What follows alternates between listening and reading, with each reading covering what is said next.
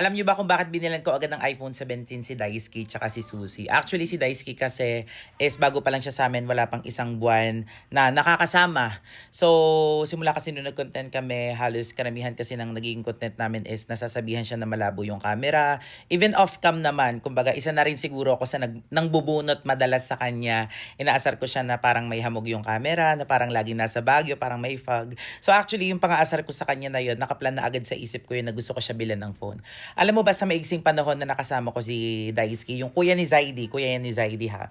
So alam niyo ba, palagi kami nagkukwentuhan, very heart to heart. Kasi parehas din kaming kuya din kasi siya sa family. Well, hindi ako panganay, pero kuya kasi ako sa amin dito. Syempre, breadwinner din kasi siya sa kanila. So, ang dami namin mga bagay na napagkakasunduan. Tapos may mga plans kami sa family nila. Then may plan din kami sa amin. So, natutuwa ako sa kanya kasi alam niyo ba, simula nung pinasok niya yung pagiging content creator, hindi talaga siya nahihiya na ang quality ng camera niya is very, hindi maganda sa madaling salita, low quality.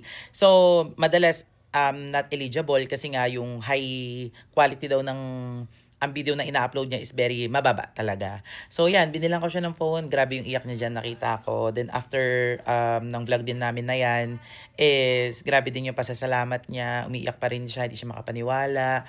Sinabi niya rin sa akin, first time niya daw nagkaroon ng iPhone, tapos brand new pa. Tapos iPhone 17 pa yung pinaka-latest. Then also si Susie din, binilan ko din siya kasi syempre, ilang taon na rin kami magkaibigan, like 13 years, 14 years, simula elementary talagang magkakilala na kami niyan. Then until now, magkasama pa rin kami kahit madalas nasusungitan ko siya, madalas talagang napagtitiisan niya talaga yung ugali na meron ako, especially pag lagi mainit yung ulo ko. So parehas sila, sobrang deserve nila parehas yan na mabigyan ng ganyang phone. Sabi ko nga kay Saidi, sa kapatid ni Daisuke, sabi ko si Saidi din kasi binigyan ko rin ng iPhone yon netong taon lang din, mga January, February yata.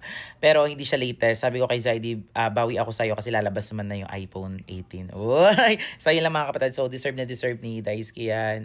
Mabuting tao po yan. Okay? Even Susie, mabuting tao rin po yan. Tagal ko na rin pong kilala yan. So yun lang.